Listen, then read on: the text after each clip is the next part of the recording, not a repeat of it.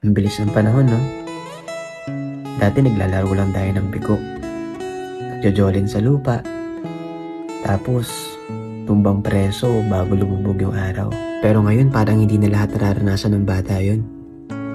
Lahat mabilis. Gadget, notification, scroll.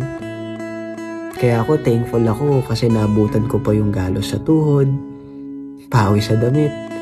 Pero sobrang saya. Kasi sa totoo lang, wala namang data noon eh.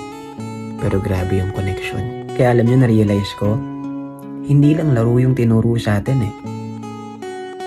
Tinuruan tayo ng teamwork, ng creativity, ng resilience, at higit sa lahat,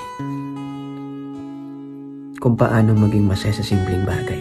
Kaya minsan hindi pala sa dami ng meron ka, kundi sa lalim ng connection at memories mo sa tao.